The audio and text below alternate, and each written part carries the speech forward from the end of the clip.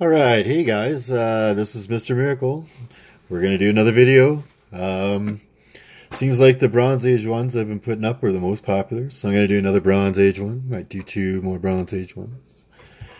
Definitely a lot of Bronze Age collectors out there. Good ideas still on Bronze Age stuff. In general, I think is particularly undervalued. You know, this is great stuff for collectors that want to keep stuff in their collection for 20 years. Not everybody's a flipper. Not everybody's speculating and trying to flip comics.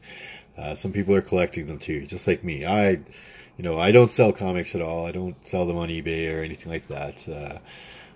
Do some trades once in a while, but yeah, no, I don't sell comics. So for me, all these comics stay in my collection, and I am planning on keeping them in my collection until I'm gone, and then whoever wants to sell them after that, my daughter or whomever, is welcome to do whatever they like. But until then, they're mine. They're all mine, and they're staying with me. Comic books go into my collection; they don't come out. Well, you know, I do take out the doubles and stuff, and I have gone down and traded at the flea market and those kinds of things. But anyways, let's get on with the video. First comic that I have, really good one. The Man-Thing #1. So definitely not the Man-Thing's first appearance. First appearance for the Man-Thing, Savage Tales #1, about 3 years earlier than this, in 1971. Yeah, this issue is from January 1974.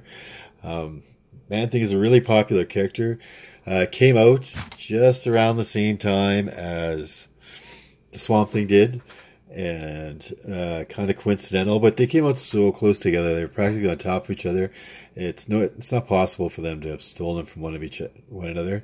The Man-Thing did come first by a few months, but yeah, Swamp Thing and Man-Thing, you know, DC versus the Marvel one. Like the Man-Thing, like his powers, he's if you fear him and he touches you, he'll burn.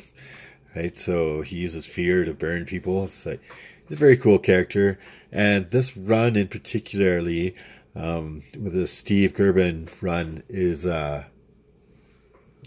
really a cult classic. Really a great storyline to read. Same with all the Adventure into Fear issues with the Man-Thing that he wrote. Definitely worth picking up. I mean, here you have a major character. Well, major character is sort of iffy. You have a B plus character appearing in their very first title all by themselves, right? You can easily buy this issue for less than $10 still. Very undervalued. Could see this, you know, if the Man-Thing ever shows up on a Netflix show or anything like that, or Disney's new streaming service. Yeah, this is you know, if you try and get Savage Tales #1, the very first appearance, it's quite an expensive book already, so people are going to start gravitating to the next best things. Man-Thing #1. The next book I have is Spiderman, and that would be Amazing Spider-Man 134. So everybody gravitates towards the ASM 135 as the second appearance of Punisher, but this is the actual second appearance of the Punisher. He shows up on the last page. Yes, he's a cameo. He doesn't have anything to do with the story, but it is his second appearance. And I know you can buy this issue for much less than you can get for 129, much less than you can get for 135.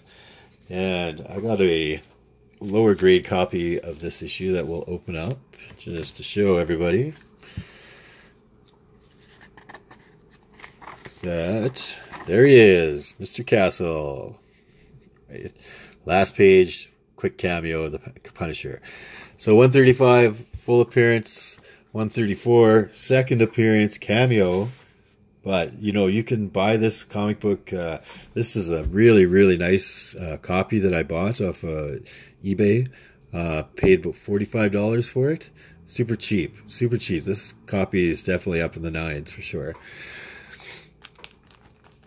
All right, so the next book that we got on our list, I've got Daredevil 105. Daredevil 105 is not the first appearance of Moondragon, but it's her origin story. And I'm big on origin stories, and a lot of people are too. So already the price of Moondragon's first appearance, which is Iron Man 54, I believe, right before Thanos shows up. That book is already jumping. That's actually, I believe that book's a little undervalued as well. I don't have a copy of it myself. I'm going to put that one on my list now that I'm talking to you guys, thinking about it. But yeah, Iron Man 54, definitely pick up Moondragon's first appearance. But this is her origin story, and this is where she really defines as a character. You can buy this book under $10 all day. All day. Great book. Moondragon is a really cool character. If Marvel Universe is going to hit some more spacey kind of stories, and they have anything to do with breaking up the Infinity Gauntlet and the Infinity Gems, she was a member of the Infinity Watch. I believe she got given the Mind Stone, and she's a big telepath and all sorts of stuff. So, Daredevil and the Black Widow 105. And my next comic book I'd like to put up, dun, da, da, Jonah Hex #1. So again, not Jonah Hex's first appearance. Jonah Hex's first appearance was, trying to think off the top of my head, All-Star Western. The number escapes me. I think 10 or 11.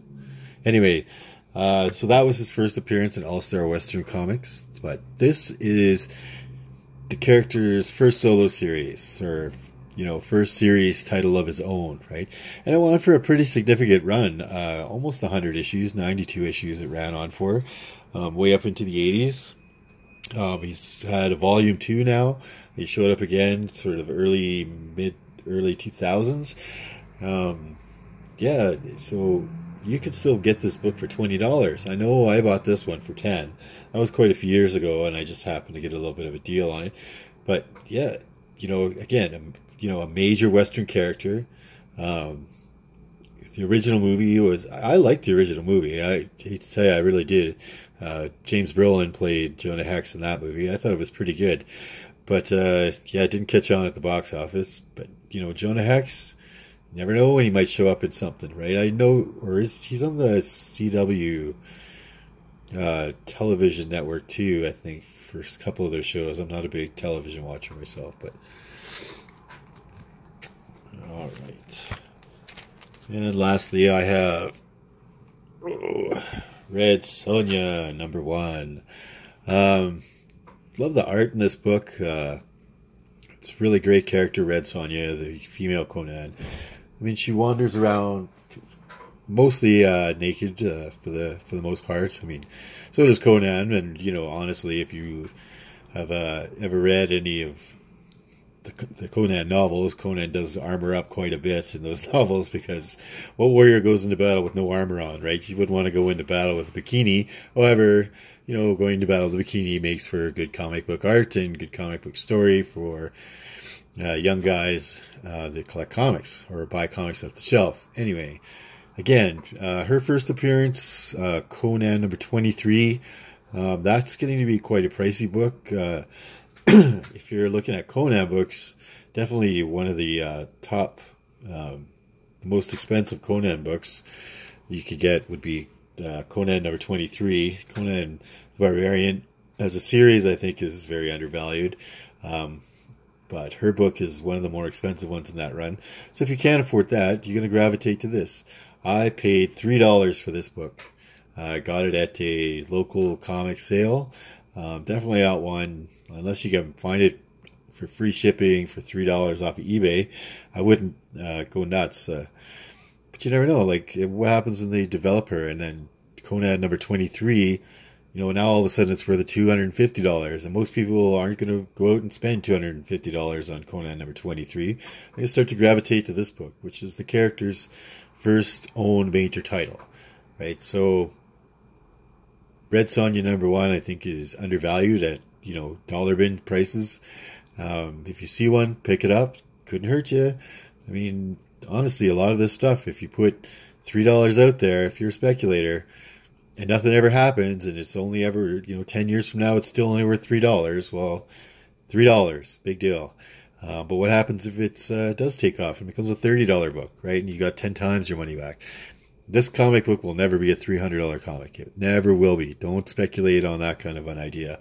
But it could be a $30 book. It could be a $40 book. Yeah, I really think it's undervalued, and you should be grabbing them up. All right, so that's the end of our video today. We're getting towards the 11-minute mark. Just want to say thanks for everybody that does watch my videos out there. I'm going to keep making content and give you some speculation ideas and some books that are undervalued. And yeah, I'm going to help you out. Okay, this is Mr. Miracle. See you later.